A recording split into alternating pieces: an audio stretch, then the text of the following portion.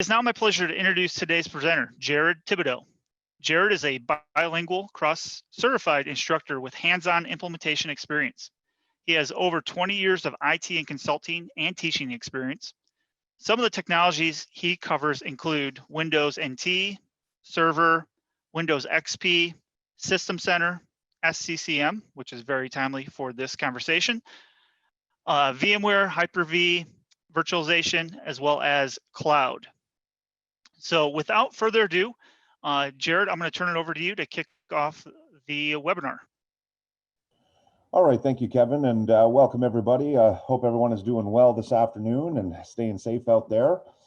We're going to be covering kind of a high-level overview here of System Center Config Manager. Now, they say architecture, but we're really focusing on certain topics here, just based on our time restrictions. So we're going to talk a little bit about products, like some of the aspects of the product, such as querying and CMPivot, some new features that have been added in. We'll talk a little bit about, application deployment and some of the application deployment features that are available.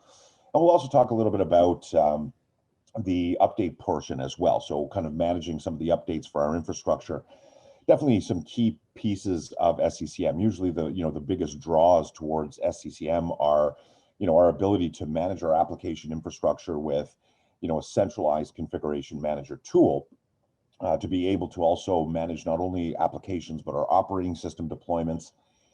And, one of the key features is, of course, managing our updates, because every organization has to deal with, maintaining and ensuring compliance with current update requirements, both for their server systems and their client systems as well. And so, it becomes a major facet of our organization and really centralizes everything that we have to, deal with day to day. So, as we get started into this, we'll talk briefly about some querying capabilities, and we'll also talk about some of the new querying tools that Microsoft introduced back in the 1806 version, which is this new CMPivot tool.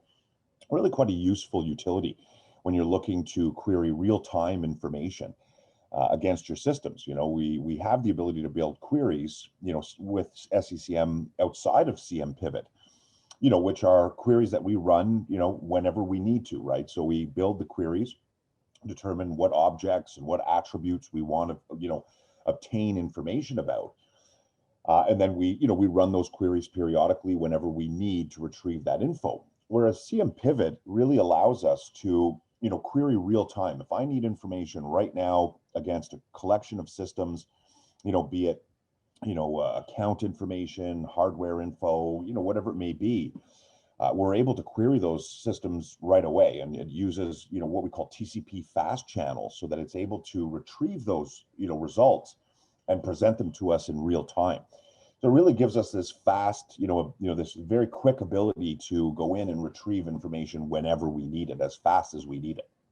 Now, when it comes to standard queries within SCCM, I mean, this is something we've been doing since early versions of SCCM, and it's using the WMI query language, which is, something very similar to SQL Transact language. So if you work with SQL and you build SQL queries, select statements and so on, then you're going to feel right at home with WMI query language.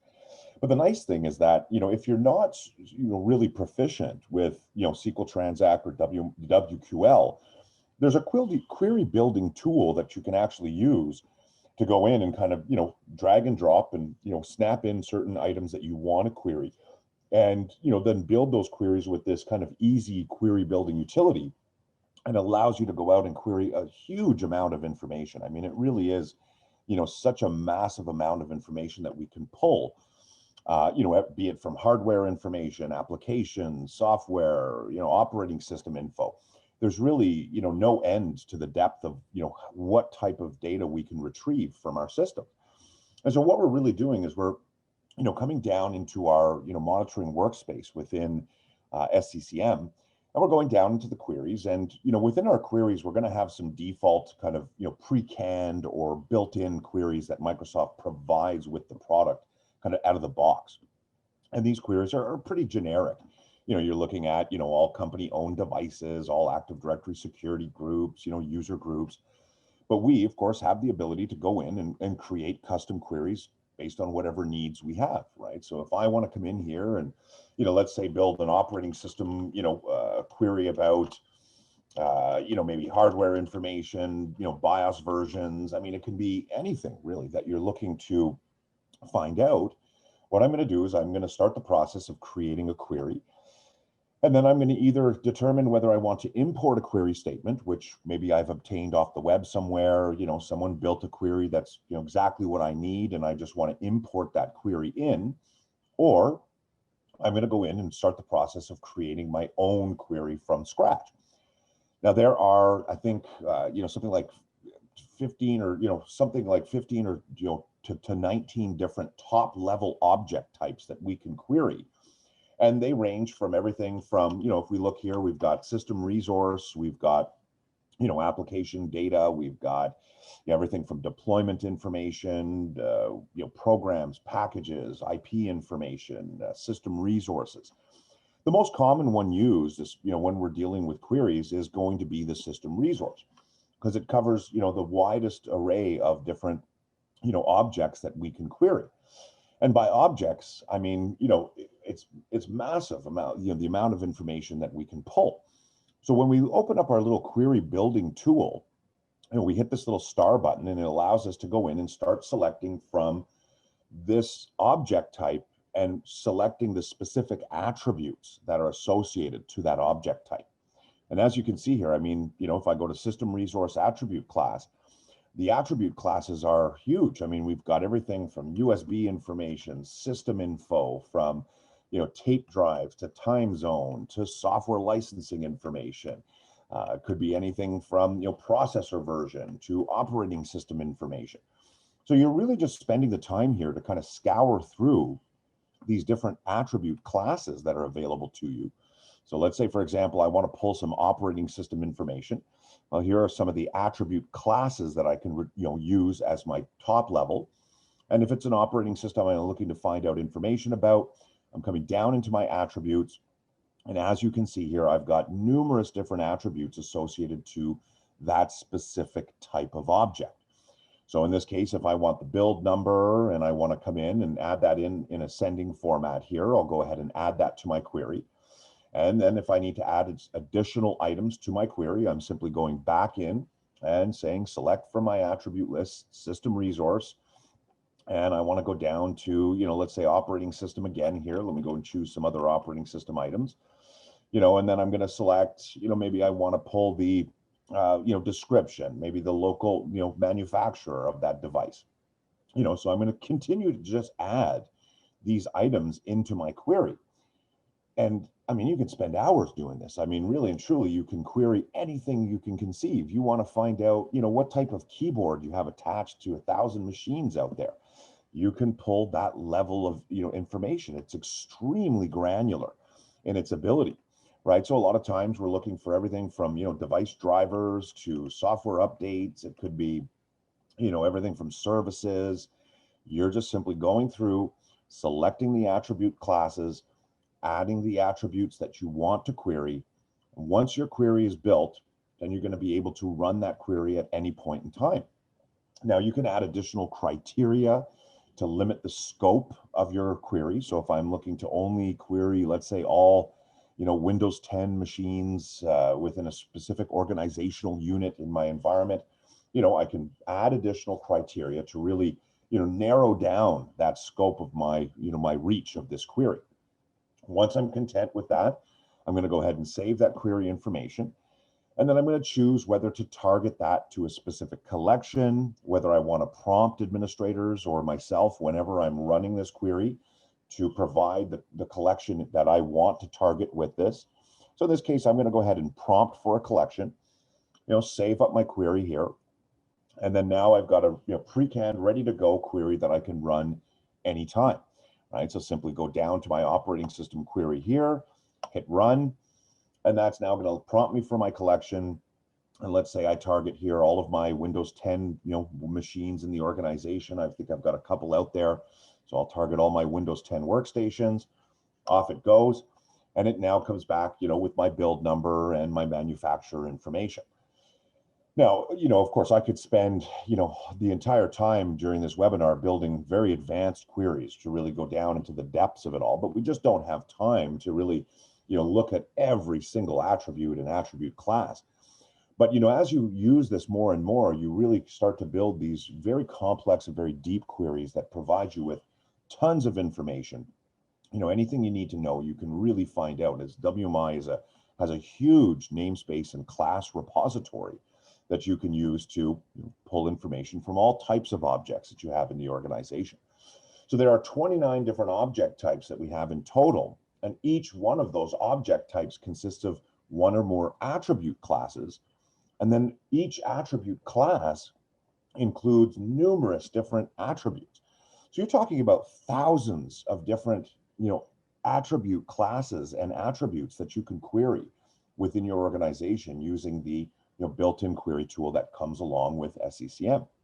So a very powerful piece, of what we deal with. We looked at these query elements, right? So giving it a name, determining what we want to target in the way of object types, and then going through and adding all of our different attributes into our query, determining whether or not, we want to add additional criteria, and then, saving that query, creating it, running it, and then we have the ability to see that information real time. Now, when we talk about real time, that's where CMPivot really comes into play. Now, this was introduced back in, again, 1806, and, really improved the ability to query systems, within the organization when they were online. A lot of analysis that we do with kind of the standard query tool could mean that, we might be querying systems that are offline, that are maybe not, able to be contacted at that point in time. And because a lot of that information, and most of that information that we query is information that's stored in the database, right? The standard queries use a database worth of information. And that in turn, means that some of that information could be stale, right? Could be stagnant information. And so with using CMPivot, we're making absolutely sure that the information we're getting is as up to date as possible, right? It allows us to query things like registry, file shares, event viewer events, WMI classes. So we still get the same level of depth to that query.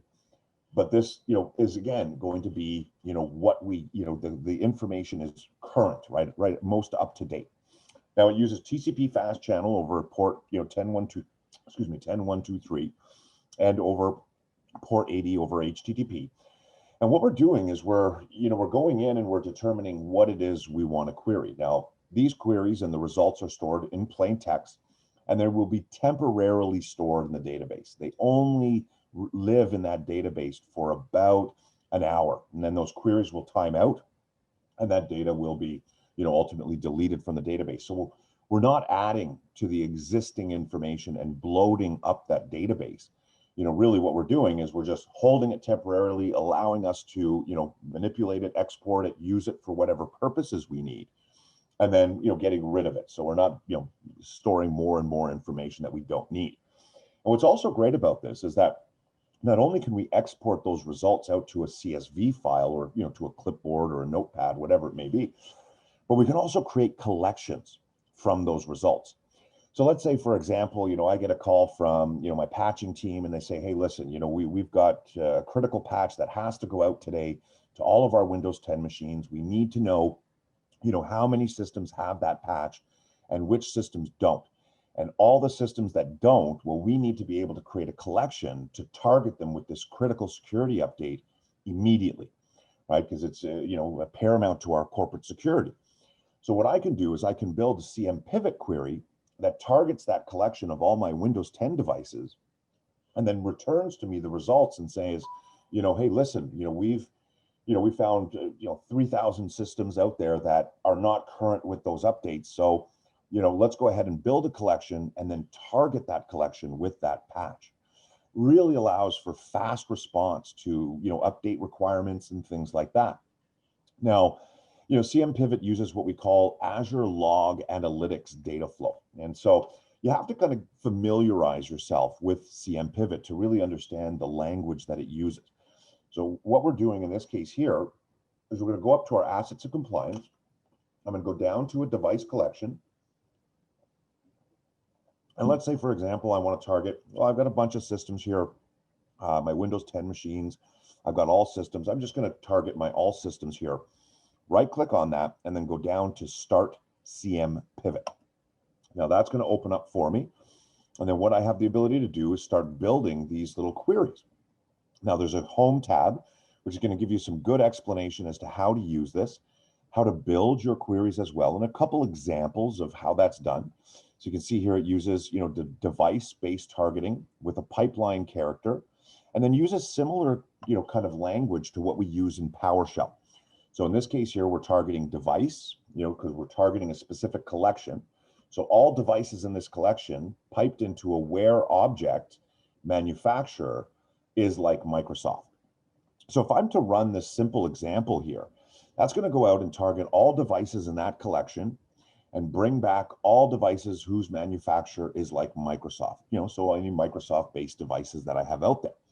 So these results will come back in a few, anywhere from, depending on how many devices we're targeting, could be a few, 30 seconds to a minute to a couple minutes, it might be a large query that we're running. So once those results come back, we'll see, the device, the manufacturer, the model, the name, everything that we need associated to those devices. There we go. I've got one client machine that's returned. It's still completing my query right now. So I can see London client 1 here, Microsoft manufacturer. It's a virtual machine in the adatum.com domain. My London CFG machine, same thing. I've got, a user profile that's been logged onto that box. So I can see, the information, and this is real-time information. Now, they do a good job of kind of giving you examples of what entities are. Now, entities are really the objects that we can query, right? So it can be everything from the BIOS to, administrative accounts on those machines to IP configuration. You see numerous different entities here that we can target, excuse me, that might be pertinent to what you're looking to retrieve in the way of information, right? So we can come down to everything from VM information to USB, user, tape drive, time zone. I mean, there's tons of stuff in here. Now, it just takes a bit of time, of going through and looking at these entities and saying, okay, well, if I want to target my administrator accounts on all the devices in my environment, well, I can simply come into my query tool, remove that existing query that I have there, and click on my administrator's entity. This is now running that query to find the device, the object class, the name of the administrative account, and where that administrative account is coming from. Right, so it's going to give me the device name, the name of the object, and whether it's from Active Directory or whether it's a local administrator account, because these are the different attributes that I'm able to query for my administrators. So in a few seconds here, this is going to come back, give me all that information, and now I can quickly go through and see, yeah, there we go. I've got London CFG, which has a user client install coming from Active Directory, a group domain admins coming from AD, and also a local administrator account on that box. So again, very quick and very useful when you're dealing with, querying real-time information. Now, it takes time to learn. So I've got a great resource here for everybody. And this is from the System Center dudes. One of the great websites out there when it comes to System Center, especially Configuration Manager, one of the better websites out there for, administering. And they show a lot of examples here, and they give you kind of an overview of how to use it, and they talk a little bit about some of the different queries that you can run. And what they do is they actually add additional queries to this and list what they're used for, right? So maybe I want to go out there and, find all machines with a specific serial number, right? This is a newly added query. Maybe I want to find all my VMware devices. So they show you exactly how to you'll copy that query, pop it into your SCCM CMPivot, and then be able to go out and immediately target those, that information and that data that you want. And they also give some great examples of how to use more advanced scenarios of CMPivot, which we just don't have the time to get in here to today. But you can see here, they want to go out and do a device, query for a device count by manufacturer, and they want to render that in a bar chart. So you can see here, very simple little language, very simple to query. And then as you can see, now we've got this nice little bar chart showing me all my Lenovo devices, VM, HP, Microsoft, Initech, and they show multiple. If I want to do the same thing, but have it in a pie chart, right? I can have it in a pie chart result. And then I can export that information and say, okay, I need to export all my Lenovo devices. So I want to export that out as a, as a collection, or, create a collection directly from these results. That way I can then target that new collection with whatever, requirements that I have. It is a great utility, definitely benefit to, anybody looking into query information, get, quick results on that. It's definitely something you want to check out, and worth its weight in gold. So, when it comes to, looking at inventory of our systems, I mean, inventory collection is performed for hardware every single time that a system is, contacted by SCCM for the first time. So initially, once we install our agent on our client machines, we're immediately retrieving our hardware inventory. Now, this inventory data gets stored in the database and is what is used when we use standard queries, right? So if we go in and we build a query, that's pulling information from that hardware inventory that we performed on those systems that resides within the database. Software inventory is performed based on an interval, on a schedule that we define. And then we can use that inventory data to start building things like software metering, asset intelligence, to be able to find out, who's using what software, when, where, how frequently, are they actually using it, or do we want to pull that from certain systems that have it installed but aren't actually using it, but are consuming licenses, right? This is a common issue we run into, where we have a lot of systems that have applications installed, but they're not actually using them. So it's costing us, $1,500 license to maintain that product when they're not really needing it. And there may be other users that require it, but we've run out of licenses. So this is where inventory collection becomes, paramount to being able to track usage of our applications, of hardware, also be able to monitor hardware changes to our systems, right? And maintain corporate standards, troubleshoot client issues, be able to collect specific file types if we need to. And, this information is going to be readily available. So if I want to go down and find out, has there been any hardware changes on my, client machines or on any of my servers over the last, let's say month, I can come in and go to one of my servers and then run down to my start, go into my resource explorer, and then I can bring up my hardware and software inventory. And so I can currently look at what my current inventory is listed as in my database. So you can see here everything from CD-ROM drives to memory, motherboard information, hard drives. It's pretty much a very comprehensive inventory. Some of this stuff may not be as relevant, anymore. So we can kind of trim down that inventory a little bit to only retrieve, information that we actually need to know.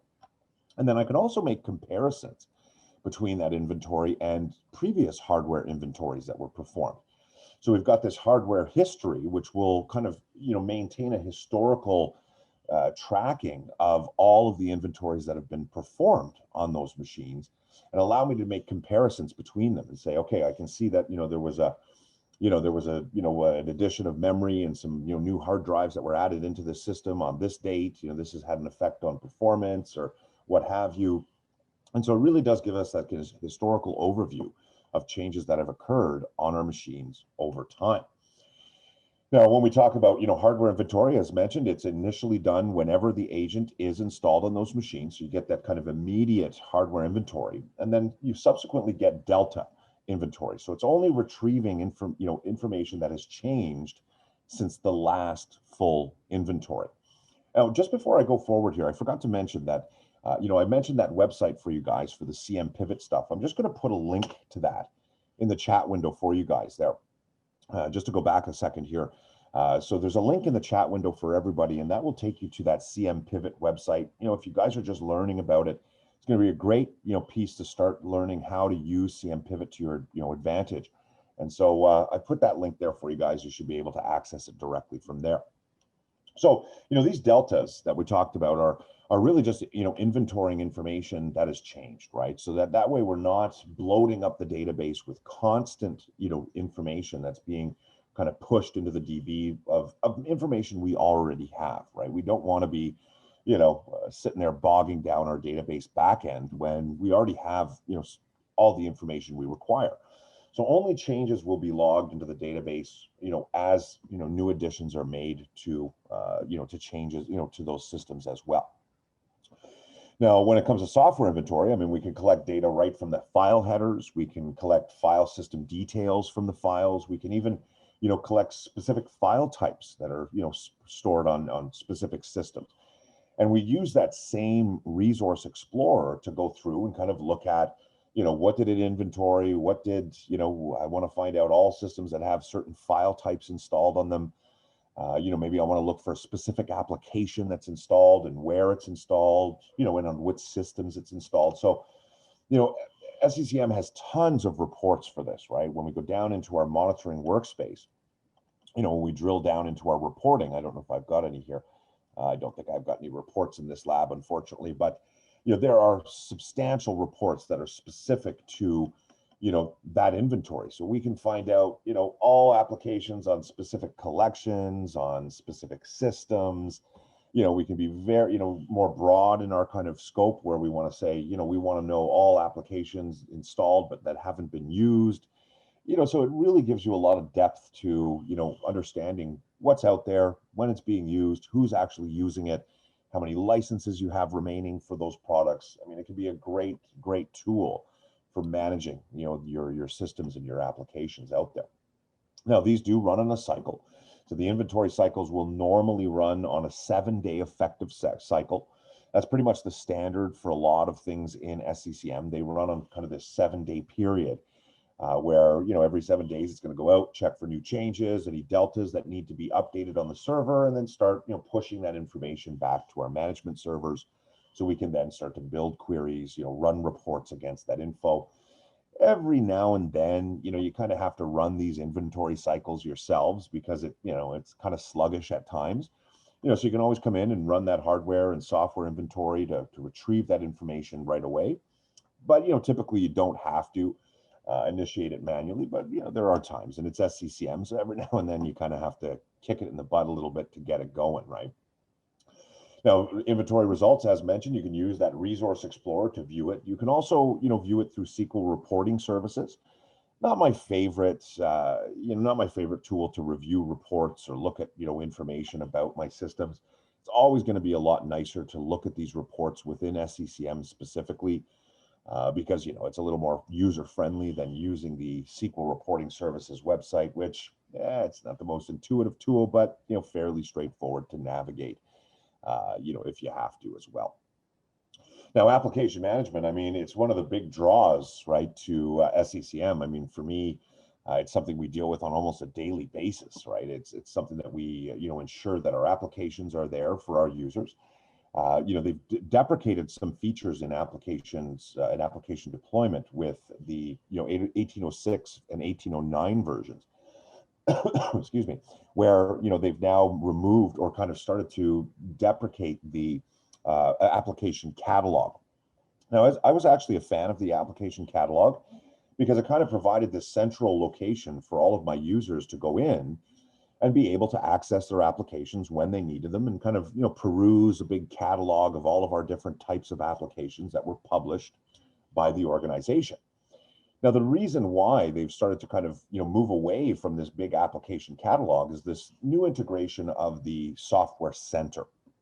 Now, the software center was greatly improved in 1806 and 1809 to really kind of, provide this replacement to the application catalog. And so now as we're, publishing these applications, users can go in there and they can, kind of, look around, see what apps we're publishing, what apps are available, to install right away, or what applications might require approval. And, they could go through and request approval and be able to obtain an application whenever they need to. Now, applications are really there to, and are what we call user-centric deployments. Back in the past, in early versions of SMS and SCCM, the 2007 versions and before that were really more device-centric products. So we normally would target our devices with an advertisement or an application, and it would get in the ad remove programs, and then, your user would either choose to install it or we would make it mandatory and it would just automatically install on the device. Whereas now in 2012 and newer versions of SCCM, it's a much more, user-centric product, right? We want to put the onus on the user. If they need an application, they can go into the Software Center, have a look around. If it's available, feel free to install it. If it's available but requires approval, they can request approval, and we can either pick and choose as administrators whether to allow them to install it. And that's the great part about it, is it takes a little bit of the weight off of us as administrators, in having to constantly target, deploy, target, deploy. We can simply publish and, monitor, maintain kind of thing. Whereas packages are still more of a device-centric deployment. So they actually represent the files that are targeted on the clients, in the client systems, and they are that are required to run a program. So when we think about applications versus a package, to me, applications are user-centric and packages are more device-centric. But with that said, you can target, applications to devices, and same with packages, you can target them to users as well. So it's just about how you wanted to, do this, right? And then the deployment itself is really what, determines how that application is going to be deployed. Is it going to be published to the Software Center? Is it, available for install, or is it, does it require approval? Does it have any dependencies? Does it have, there's lots of different aspects of these deployments that kind of dictate where it's going, who's getting it, and how that's going to be installed. Now, when it comes to, exactly as I was kind of just mentioning, the apps versus packages, we have basic information that's included as part of the app. We have support information, software, information included in the application. The software command options are based on the deployment types, and we can have a single application that can have multiple different deployment types. So different, strategies on how we're getting these out to our systems. The deployment is done by per application, and these deployments can have requirements. So conditions that have to be met before an application can be installed. So is the user a member of a specific group? Are they in the right OU? Are they using the right version of operating system? Do they have prerequisites that are required for that app? And these requirements will be evaluated based on those conditions before the application can be installed. Whereas a package, well, we don't have much in the way of software information. It's included in package. We don't have any support or software information. The programs determine how the package is going to be installed. And a package can have multiple programs, so that if we need to deploy multiple different applications in one package, we can. But we can only have one program per deployment, and there's no revision history maintained. So it's really just kind of an ad hoc, I need to get these applications or programs installed on these machines, and off I go, right? I'm targeting those systems.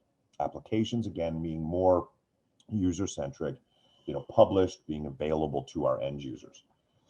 Now, the Software Center, I'm a big fan of the Software Center. I think it's a great, feature set of what we use in SCCM. Again, it gives the users a nice little kind of kickoff point for going in and saying, okay, let's have a look at what applications are available to me, which applications I have that are required. And I can go through and kind of peruse my catalog and say, okay, I want to, install my Visio viewer here, and I want to install Excel viewer, and they're made available, so I don't have to get approval for this. Let me go ahead and install it on my system. And then they can track things like, different updates that have been installed, operating system information, even look at device compliance settings and additional options.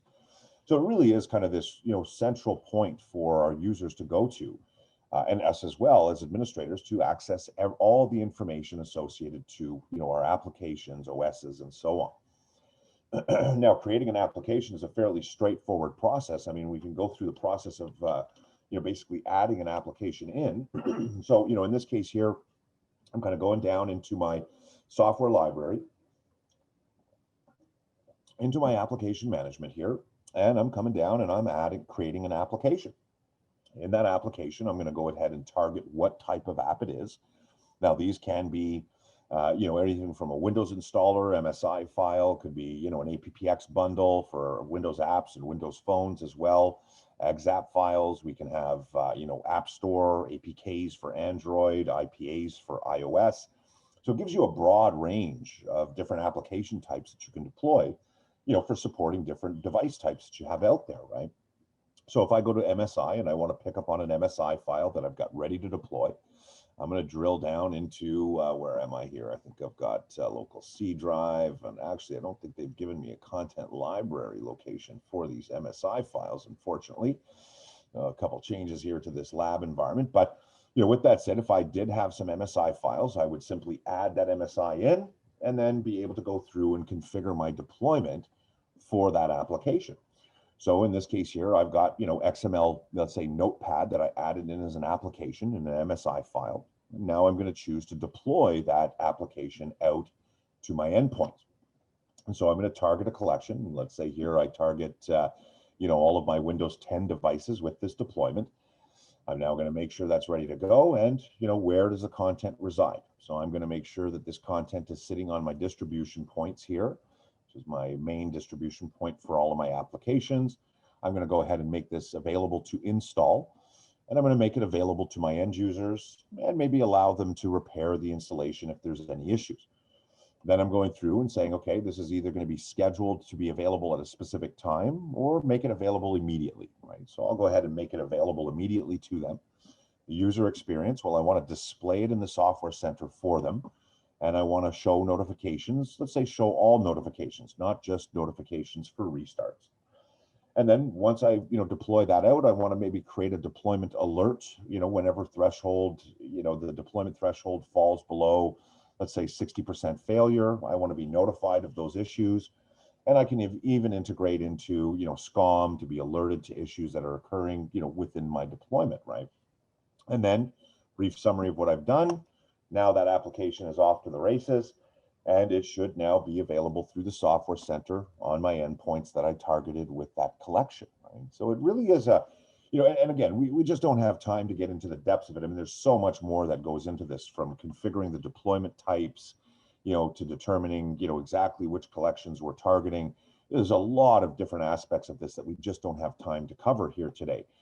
But when you're getting through a full delivery of SCCM, a full course of it, you're really going to get an idea of all the different aspects, that are required by the deployment of those applications and all the little settings that you have to ensure are in place.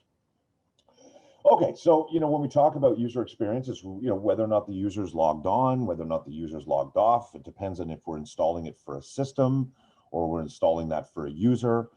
Because if we're installing for system, that's going to install for all users of that system, right? So if I target the system with that deployment, the applications are, the application shortcuts are, available for all users. Whether if I otherwise, if I deploy to a user, the shortcuts are only available to the user profile that we've targeted. So I may have 3 different users sitting on that machine, but if I only targeted John, then John will be the only person who has access to the shortcuts and the application. However, if I deploy to that system and I've got, John, Mary, and Jane, that's going to deploy to all the users, and every user will have access to that application on that machine. So again, this comes back to that user-centric mentality, right, where we try to target to users based on who needs the application, not the device requiring the application. Now, the first thing we do is we add the new application in, we update our distribution points, then we create the deployment for the application. The client then retrieves the policy update from the server to retrieve that change, and the client system will download that policy information, contact the management point to determine where that content resides for the application itself, and then the client system will download the content from the DPs or the distribution point and begin the installation of that application. Now, one of the great features that Microsoft has introduced here is what we call phased deployments. Now, this was introduced back in 1806 as well, and it's a great feature, especially for Windows updates, because it allows us to create, and I'll kind of talk about this as I go through our software updates here. It allows us to create a multi-phase deployment and target multiple collections with those, let's say software updates or an application. Now, an application can only have 2 phases in its phased deployment. Okay, so I can target 2 different collections at a time, and that's it. Whereas a software update can target up to 10 different phases.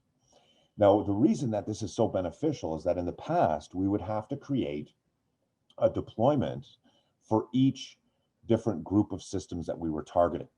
So, first I'd, create a deployment for all of my test systems. Then I would go in and then create a deployment for all of my IT teams so they could test out a little further. Then I would start creating other deployments for each different, user group, in the general population users that I have out there. So I would end up having all of these deployments in SCCM that I had to manage and maintain, myself. It was just a mess. You'd get into a huge mess of deployments. So a phase deployment allows me to create one deployment and target up to 10 different phases. So I can say first phase, and I'll show you what I mean by this when we get into updates here. Let's say I want to go in and create a phase deployment. Well, I can determine the next phase's release based on, the success of my previous phase. So let's say, for example, I'm targeting my first phase here as all of my, I'm just going to target a device collection, Windows 10 workstations. Actually, even better here, I'll target my test machines and my pilot services. And then what I'm going to do is target my next group, which will be, let's say, my, my test systems or, another group of machines that I want to target. So now, once I've created this phase deployment, it's going to say, okay, what is the success percentage that you must achieve before beginning the next phase of this deployment? So I've got to hit a 95% success rate before I ever begin the second phase. And if I hit that 95% rate, then I'm going to start the next deployment in 5 days, let's say. And then I can also make that software or those updates available over a period of time. And then once that period of time, I could say, installation is required after this period of time, let's say 7 days offset. And so what I can now do is monitor those phases to ensure that no matter what, nothing is going to be deployed again to the next, set of collections until I hit a certain, threshold, a certain success threshold that I require for my organization. And that's great. And this is just hugely advantageous for updates because that's really where this shines. Applications, we don't use this as much, but when it comes to updates, it's definitely something that we're now using all the time. It negates us having to have numerous different deployments and allows us to have one large deployment targeting multiple different collections. Great feature. Now, with the update integration, we're basically piggybacking on top of our existing WSUS infrastructure with Windows updates. And, they say it's seamless and flexible. It allows us to adhere to different maintenance windows that we've applied to our collections.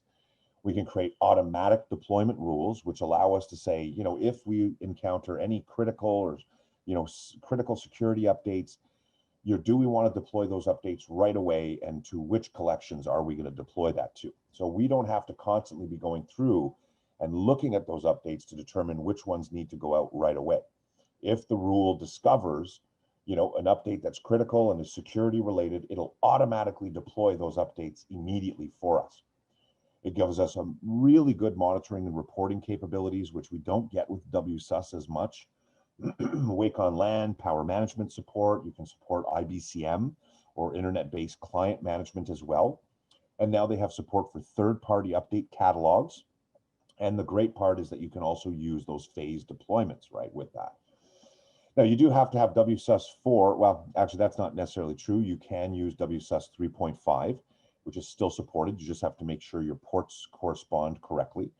You have to have the WSUS admin console on your site server, and of course have the right security permissions, and you need a management point, a distribution point. You want to have that software update point sitting on your WSUS server. And they say that the reporting services is optional, but you really want to take advantage of those those reports for your updates, because otherwise it's just kind of, you're not getting a lot of great reporting capabilities. So you really want to take advantage of that as well. So as mentioned, these automatic deployment rules will allow us to set up updates based on criteria, right? When it was released, what, patch version, what knowledge base article it is, maybe it's a specific categorization, product, whether it's a specific severity. We add that criteria into the rule, and then we target that to specific collections. And so once it discovers, those updates that meet the criteria that we've defined, it's going to begin the process of automatically deploying those updates out to the client. So there's very little interaction that we have to, perform as administrators to make sure that our systems are getting those critical updates when they need them, right? Now, it's kind of tough for some organizations, especially if you deal with high security environments or, rigorous testing protocols. But, it can be very beneficial for, organizations that are looking to, get into that, kind of automated deployment of those critical and security updates. Now, phase deployments, as I mentioned, I mean, they're just really great to automate, coordinate your deployment sequence that you have out there. And you can use phase deployments to deploy specific software types, task sequences, applications, software updates, and it's really a great feature. Something that I definitely recommend, that if you're currently dealing with a lot of different update requirements for different collections, and dealing with tons of different deployments that you've set up, check out these phase deployments. You're going to see that it really gets rid of just this ballooning of our this what we call deployment sprawl, right, where you have so many deployments for so many different devices and collections that it almost gets out of hand. Phase deployments really serves to eliminate that issue and alleviate some of those problems. Now, guys, we've only got so much time here this week. We've only got about an hour. I could go on for forever with SCCM. It's a massive product, a really great product as well, and it provides you with just a huge amount of control over your environment. From configuration management to everything from applications, updates, operating systems. I mean, the full gamut is covered, with this product. But I definitely recommend check out some of the, the courses that we offer. They'll really give you some great insight and some depth to the product. And I know that we are kind of nearing the noon mark here. I've still got a course this afternoon, so about 10 to 1, and I just wanted to stop for a few minutes and give, kind of answer a few of these questions that I saw pop up here in the Q&A window. So I'm just going to come in here and kind of have a look. I know I've got one question here for CMPivot. You mentioned it operates using notification channel port 10123 as port A as well as port 80. And so if you are using a fully implemented SCCM infrastructure with HTTPS over SSL or TLS using PKI, you don't need to open the port 80 for that. You can use secure ports 443. You can also ensure that you're using a dedicated port for your PKI. You just have to ensure that you've modified that port, within both SCCM and your, of course, firewall structure and, all of your endpoints that are monitoring devices coming in from the web. So yes, it can work in a fully PKI implemented environment as well. And so I also see a question here from Miriam. How to find which object types are assigned to security roles. So, in order for us to find which object types are assigned to specific security roles, you're basically going through your assets and compliance, and you're looking at, different collections and different scoping, right, of your collections, because security scopes are there to determine ultimately, what level of administration, you're provided with. So, when you're dealing with your security scopes, if you look at the queries, I know that this probably pertains to the object types within the queries that we're talking about. You only have as much permission as your security role provides you with, right? So you're never going to be able to go in and, access certain object types that you may not be allowed to query, right? So, if your security scope restricts it, or your security permissions restricts it, then you're going to be, kind of limited to what object types you can add into the queries. But there are, of course, additional roles that you can create underneath your security roles within SCCM so that you can, provide some specific administrative capabilities to, your query builders, right? We have admins who do that specifically, right, within SCCM. So let's see here. We've also got, we can deploy to only one device as we may configure for a new employee recently joining the company.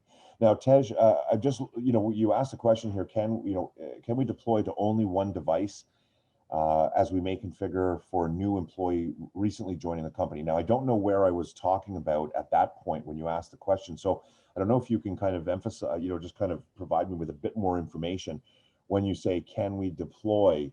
Do you mean an application itself? I'm just wondering if I'm thinking that that's what you meant, is that it was an application.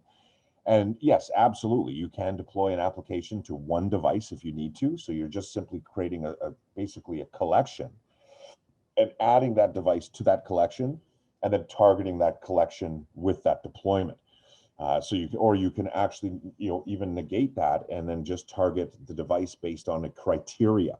So you can add a condition that the user must be, this specific user or, this specific object within this organizational unit, and be able to target that one user object specifically. So yeah, absolutely, you can. Excuse me. So I don't see any more questions in there. Oh, wait, there we go. Can you explain the difference between SCCM versus SCCM? Okay, so very big difference there. So SCCM is your configuration manager component, which is there to manage, all of your, systems within the environment. SCCM, which is your operations manager, is Microsoft's flagship monitoring utility. So it is there to monitor every device, every application, everything that you've got running in your environment is monitored by SCCM. And so it's going to provide alerts, notifications, keep you informed. Think of a NOC operations management suite. We've got all these, SolarWind tools out there. You've got many different third-party companies that provide, huge monitoring utilities. That's what SCCM is in SCCM. So it's there to monitor, all of your environment. Yeah, you're very welcome, Syed. No problem. And Akhil, I hope that answered your question. Yes, from what I see an anonymous attendee there asking the question of will we get session recording and the slides in PDF or the slides? And correct me if I'm wrong, Kevin, but I do think you get both the recording and the slides as well, but I could be mistaken about the slides. Yep, I will need to check into that. You definitely will get the recording, a link to the recording, but the slides I'm not sure on, so I will follow up on that. So Jared, yeah, thanks for your time today. I know we're coming up at the top of the hour. There was one more question that actually was submitted via chat. Does SCCM also provide the same capabilities for a Mac iOS environment? Yeah, Asmita, I did see your question there. Sorry, I kind of forgot to look at that one. And it does, but it's going to be a little more limited. I mean, you're not going to get the full capabilities that you get with, of course, Windows products, as it is a Microsoft product, right? But you do get a good portion of the capabilities that you do in a Windows environment with Mac and iOS.